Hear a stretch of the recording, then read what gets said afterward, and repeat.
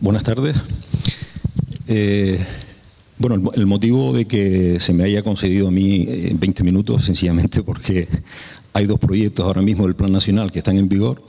Este primero que les voy a exponer es un proyecto que prácticamente finaliza ahora el 31 de octubre y se solapa con un segundo que se ha concedido en la convocatoria última, más reciente y que estamos iniciando. Por ello, yo voy a intentar extenderme un poquito más en la descripción de este primer proyecto, entre otras cosas porque el grupo de investigación Dificultades de Aprendizaje, Psicolingüística y Nuevas Tecnologías inició una línea de investigación a partir del año 2008 centrada fundamentalmente en la elaboración de sistemas tutoriales de ayuda asistida a través de ordenador para la formación de docentes en áreas instrumentales básicas de aprendizaje. Entiéndase en este caso lectura, escritura y matemática. Y dentro del contexto de lo que denominamos modelo de respuesta de la intervención, que más adelante explicaré en qué consiste. Por lo tanto, este primer proyecto se ha centrado en el lenguaje, concretamente en la lectura, y el segundo, que estamos iniciando ahora este año, se centra en las matemáticas. Bueno, como les decía, este grupo de investigación está de la Universidad de La Laguna, también lo integran algunos investigadores de la Universidad de Las Palmas de Gran Canaria y también tiene en su seno pues, Ramón y Cajal, Eduardo García Miranda, que también expondrá en el contexto de estas jornadas un proyecto que está llevando a cabo actualmente, y además becarios de investigación, tanto FPU, FPI, como del programa de posgrado. Luego, también comentar que este proyecto ha generado, la verdad es que bastantes relaciones con entidades fuera de nuestras fronteras. Ahí tienen más o menos una relación de los centros que han colaborado con el desarrollo de este proyecto, y luego más adelante les iré explicando en qué ha consistido la colaboración con cada uno de ellos, ¿no? Bueno, con respecto a este primer proyecto, que como les comentaba se centra en la lectura, ha tenido como objetivo fundamental, en primer lugar, analizar, digamos, las creencias o las teorías que sostiene el profesorado acerca del proceso de enseñanza-aprendizaje de la lectura en los primeros niveles de la escolaridad y, al mismo tiempo, analizar la relación que guarda estas teorías o creencias con las prácticas de enseñanza. En segundo lugar, otro de los objetivos ha sido precisamente integrar todo ese conocimiento que se genera en la primera parte de la investigación en un sistema tutorial que ayude al profesorado en su formación, pero sobre todo en lo que llamamos un modelo de respuesta a la intervención que hoy en día tiene como principal característica incorporar todo el conocimiento científico que se ha generado en el ámbito de investigación de la lectura y por lo tanto se trata de transferir ese conocimiento científico a la formación de los docentes. Y fundamentalmente este modelo tiene un carácter preventivo y si bien se puede aplicar al contexto de toda el aula, sin embargo su carácter es preventivo y está orientado fundamentalmente a asistir población en situación de riesgo de presentar posibles dificultades en el aprendizaje. Bueno, y por último, este sistema tutorial, al mismo tiempo hay que evaluar su efectividad sobre los conocimientos y las creencias de los profesores para ver si realmente tiene efecto y además sobre el rendimiento de los alumnos, ver si efectivamente los alumnos aprenden conforme a lo que nosotros nos habíamos programado. Bien, lo que voy a hacer ahora rápidamente es, con respecto al primer objetivo, cómo se investiga sobre las teorías o creencias de los profesores y su relación con las prácticas de enseñanza. Voy a tratar de sintetizar los primeros 4 estudios que realizamos, que son también de aplicación a cualquier otro ámbito curricular. Bien, en este caso, para que ustedes se hagan una idea de lo que supone el proceso metodológico que hay que seguir en estos casos,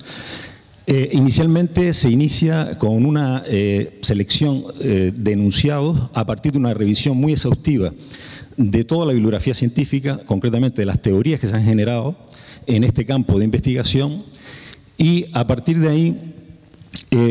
estos enunciados que se seleccionan a partir de esa revisión son enunciados compartidos con grupos de profesores en sesiones de brainstorming, lo cual significa tormento de ideas, que sirven como elicitadores de las ideas que pueden aportar los profesores acerca de la teoría en cuestión que estamos tratando de indagar. Cuando se obtiene a partir de estas sesiones de trabajo de brainstorming con los profesores, los enunciados, todo esto se transcribe, o sea que son grabaciones que se hacen a nivel oral, se transcriben, y a partir de ahí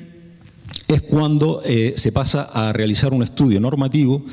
en el que se analizan una serie de indicadores de tipicidad y polaridad que nos van de alguna manera a demostrar hasta qué punto esas teorías científicas son teorías que están representadas en la mente de las personas. Bien, en este caso,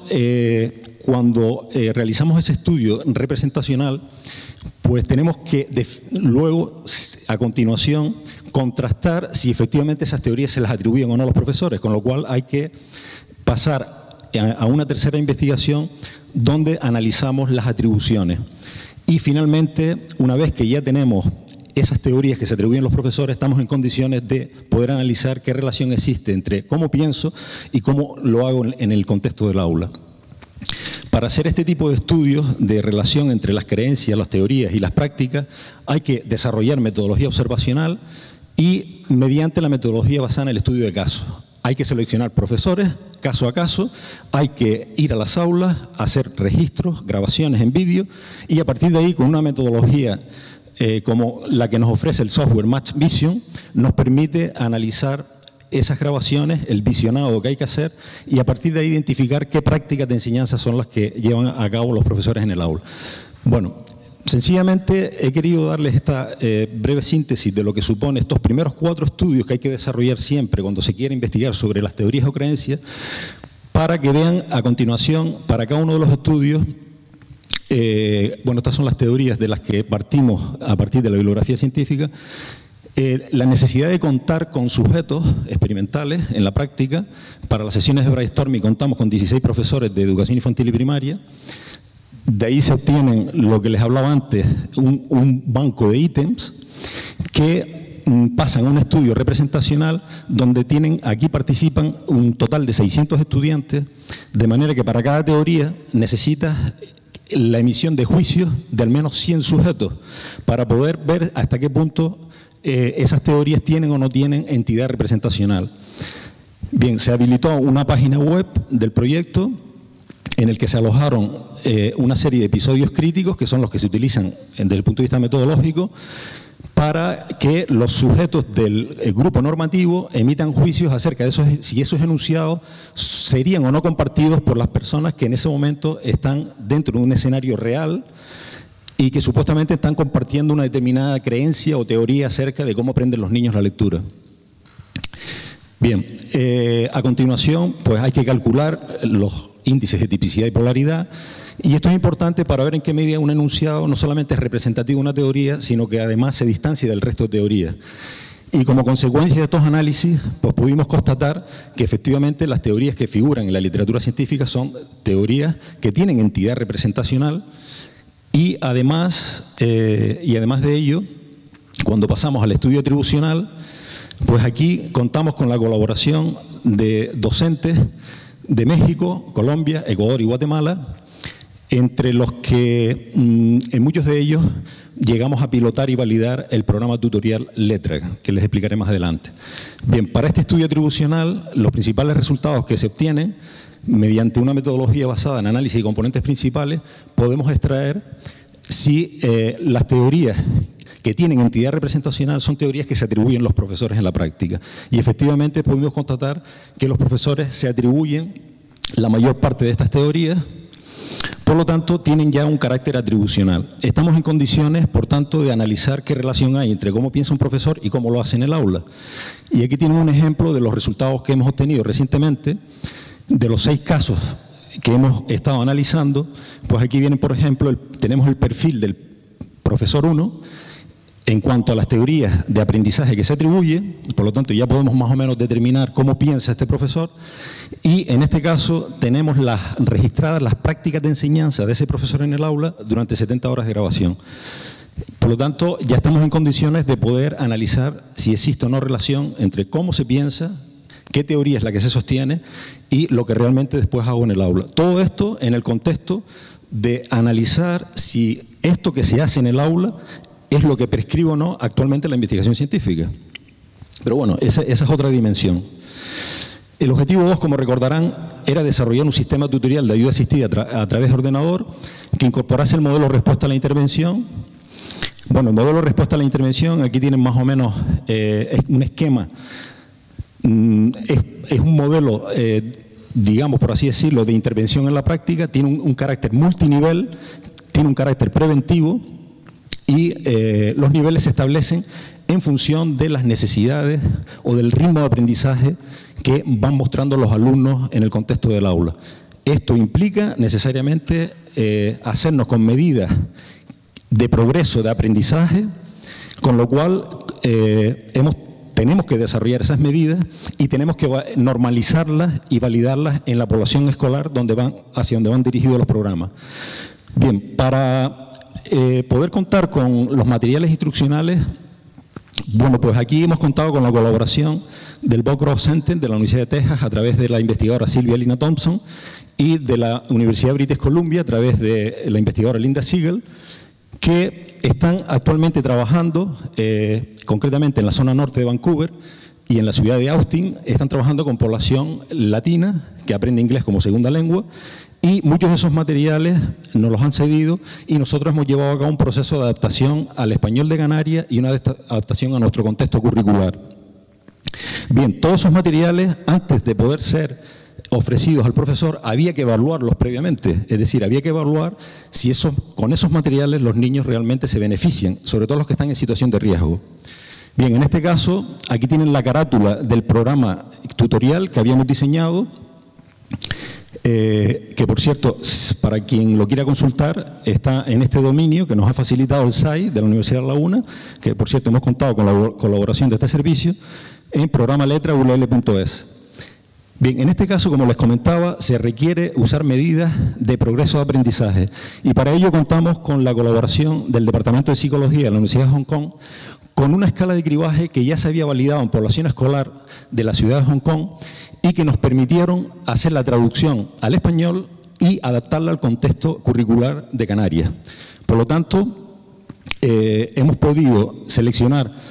una muestra de 1.123 alumnos, de los cuales, a través de la escala de cribaje, hemos identificado 120 alumnos que formaron parte del grupo experimental en situación de riesgo y 120 alumnos que están también en situación de riesgo, pero en una condición de control, es decir, que no iban a recibir ese tipo de materiales. Evidentemente, los profesores fueron entrenados, fueron formados y nos reuníamos en la sede de la Dirección General de la Consejería de Educación quincenalmente para hacer el proceso de supervisión. Bien, en este caso, lo que les comenté era con respecto a la escala de cribaje, que es la que permite identificar a niños en situación de riesgo. Un ejemplo de transferencia de este conocimiento, por ejemplo, a nuestro sistema educativo, es que hoy en día esta escala de cribaje ya está incorporada en la guía de detección temprana que utilizan los profesionales que están adscritos a los equipos EOEP, que están adscritos a la Consejería de Educación. Sin embargo, para poder medir el progreso de aprendizaje, en la medida en que los profesores están implementando unos materiales instruccionales que prescribe la propia investigación científica, se hacía necesario utilizar ya medidas existentes que se estaban utilizando con población latina, concretamente mediante un convenio que firmamos con el Centro para la Enseñanza y el Aprendizaje, el CTL de la Universidad de Oregon. Han desarrollado el sistema DIBELS, pero que en español sería el IDEL, Indicadores Dinámicos del Éxito Lector, y a partir de ahí este sistema contiene una serie de indicadores que permiten medir el progreso de aprendizaje en la lectura de los niños. ¿Qué fue lo que hicimos? Pues lo que hicimos fue adaptarlo al español de Canarias en el contexto del convenio que se firmó entre el Gobierno de Canarias, la Universidad de La Laguna y la Universidad de Oregon, y en este caso de una muestra de 758 alumnos, aquí tienen la distribución en función de la educación infantil, primero y segundo de primaria, y en resumidas cuentas, el uso de estas medidas y la estandarización de estas medidas lo que nos permite hoy en día es que para cualquier docente en Canarias que quiera implementar estos materiales y quiera medir el progreso de aprendizaje y saber en qué situación o qué estatus de riesgo se encuentra el alumno, pues ya tiene puntuaciones y datos normativos obtenidos de muestras canarias. Con lo cual, en este sentido, tenemos aquí el estatus en el que se puede ubicar cada niño. Mientras está progresando, tú puedes ir determinando si sale de una situación de mucho riesgo a una situación en la que ya prácticamente se puede incorporar con el resto de los compañeros. Bueno, este es un sistema que recoge los datos, y esto era lo que, en el contexto del convenio que se firmó con este centro y el Gobierno de Canarias, los profesores recibían, dado que estaba todo informatizado, recibían este tipo de feedback respecto al progreso de cada alumno con respecto a las medidas de progreso. Es decir, que en la medida en que están interviniendo con estos niños, están midiendo el progreso y van recibiendo el feedback del informe que se procesaba en el centro de Oregon y que lo recibían ellos luego aquí. Bien, aquí están los principales resultados que se obtuvieron en cuanto al rendimiento, y efectivamente se encontraron efectos muy positivos en una serie de medidas o de componentes que hoy en día ha prescrito el National Reading Panel, que es un comité de expertos que se constituyó hace unos años y que ha puesto de relieve cuáles son realmente los componentes o habilidades sobre los que se construye el proceso de aprendizaje de lectura. Y eso fue lo que medimos, y efectivamente encontramos efectos bastante positivos en medidas de comprensión oral, de conciencia fonológica, conocimiento alfabético y comprensión de textos, de pequeños textos. Bueno, finalmente, para analizar los efectos del programa sobre los conocimientos y las creencias de los profesores, pues para el proceso de validación y verificación, pues contamos con la colaboración de muchas entidades fuera de nuestras fronteras, y concretamente se ha estado implementando el programa en un convenio que firmamos la Universidad de La Laguna con el Ministerio de Educación de Guatemala, también con la Secretaría de Educación de San Luis de Potosí, la Universidad del Quindío en Colombia, luego la Universidad del Norte y la Secretaría de Educación, y también en los distritos de Magdalena, Colombia, y en Guayaquil, con la Universidad Casa Grande. Bueno, aquí tienen un ejemplo además tenemos aquí como testigo a nuestro vicerrector Rodrigo Trujillo, que por cierto le aprovecho una vez más para agradecerle la disponibilidad que ha mostrado a lo largo del desarrollo de estos proyectos, al igual que a Hipólito Marrero, el vicerrector de calidad, porque ellos han estado siempre presentes en los actos institucionales donde ha tenido lugar la presentación de este programa, como fue, bueno, en este caso no, porque no se desplazaron a Colombia, me desplacé yo, pero en Barranquilla o en San Luis de Potosí, que lo hicimos en la sala de audiovisuales, por medio de conferencia en la Facultad de Psicología, o con el Ministerio de Educación de Guatemala, que también se celebró en la sala de audiovisuales por medio de videoconferencia en la Facultad de Psicología. Bueno, aquí han participado 100 docentes mexicanos, 100 docentes guatemaltecos y 100 docentes ecuatorianos. Y están, por así decirlo, en lista de espera unos 400 docentes del Distrito Magdalena y 500 docentes del Distrito de Barranquilla. Bien, para que se hagan una idea, recientemente en el congreso que tuvo lugar en la ciudad de Boston en el mes de julio, llevamos algunos resultados preliminares sobre la evaluación que hicimos del pilotaje del programa en profesores mexicanos y ecuatorianos, y también en estudiantes de la Universidad de La Laguna que también han participado en la formación. Y es muy interesante ver el efecto que tiene sobre las creencias y sobre los conocimientos, tanto en profesores que están en activo, en ejercicio, como en aquellos que están en formación. Entonces, es muy interesante, evidentemente no tengo ya tiempo para entrar en detalle, pero para que se hagan una idea, es muy interesante ver el impacto que tiene esta formación cuando el profesor ya tiene experiencia a cuando está en un proceso de formación dentro del contexto universitario. Bueno, aquí tienen algunos resultados que se mostraron en esa conferencia. Y una cosa interesante es que aquí se valoraba todo el contenido multimedia que incorpora el programa, es decir, los elementos, si les gustaban los materiales, si lo verían útiles, si les ha servido para su formación, etcétera, etcétera. Y claro, evidentemente los profesores cuando tienen la experiencia son los que te hacen una valoración mucho más positiva que los estudiantes que no, obviamente, están en proceso de formación y carecen de esa experiencia. Bueno, en resumidas cuentas, todo esto que les acabo de explicar es lo que tratamos de reproducir en el proyecto del Plan Nacional que está actualmente en vigor, solo que la diferencia es que en este caso nos estamos centrando en las matemáticas tempranas. Y nada, sencillamente decirles que esto está en curso, que estamos intentando analizar las prácticas de enseñanza de las matemáticas en la población, en la Comunidad Autónoma Canaria, que que tenemos como segundo objetivo el diseño del sistema tutorial, que lo tenemos ya bastante avanzado, y también tenemos avanzado el diseño de las medidas de progreso, que iniciaremos ya prácticamente en este mes. Bueno, esto es un ejemplo de las prácticas de enseñanza que se van a analizar. La estructura que hemos seguido del programa es muy similar al programa de lectura. Bueno, estos son secuencias, las medidas de progreso. Y bueno, únicamente resaltar que con toda esta investigación, evidentemente, y con los resultados que se obtienen,